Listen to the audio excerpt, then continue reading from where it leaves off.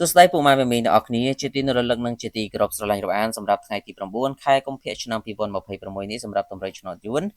បាទថ្មីនឹងឆ្នោតយួនចាស់លេខហេងក៏យើងមាននៅតម្រុយលេខដើម្បីចែកជូនទៅកាន់បងប្អូនទាំងអស់គ្នា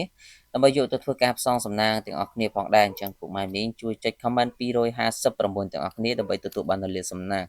បាទអញ្ចឹងឆ្នោតដែលយើងលេងរាល់ថ្ងៃនេះគឺយើងលេងឆ្នោតយួនថ្មីបាទម៉ោង10កន្លះម៉ោង1កន្លះហើយឆ្នោតយួនចាស់យើងលេងម៉ោង4កន្លះលេងលេខ3ម៉ោងហ្នឹងសម្រាប់តម្រុយនឹងបាទអញ្ចឹងបងប្អូនទាំងអស់គ្នាអាចយកលេខទៅបុកទាំងអស់គ្នាបានបាទឯគ្រាប់ទី1គឺបងប្អូនសូមលេង06គ្រាប់ទី2យើងលេង83គ្រាប់ទី3យើងលេង22និងគ្រាប់ទី4យើងលេង44បាទសម្រាប់ធ្វើការបុក A B C D បាទសម្រាប់ម៉ោង10កន្លះម៉ោង1កន្លះនិងម៉ោង4កន្លះរីឯបងប្អូនដែលចង់ត្រូវឆ្នោតចង់បានលេខពិសេសបានគឺខ្ញុំបាទមានលេខល្អលេខពិសេសដើម្បីចែកជូនទៅកាន់សិស្សរបស់យើងរៀងរាល់ថ្ងៃ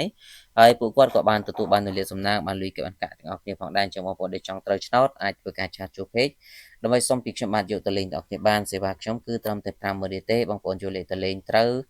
បានយកសេវាតាមក្រោយបាទបើចេញត្រឡប់ឬក៏ចេញស៊ីមួយគ្រាប់អីក៏ខ្ញុំអាចយកសេវាពីបងប្អូនទេបាទទោះតែចេញចំ100%អញ្ចឹងពុកម៉ែមីងខ្ញុំបាទក៏មានតែប៉ុណ្ណឹងអរគុណជូនពរសំណាងល្អទាំងអស់គ្នាសូមគោរពលា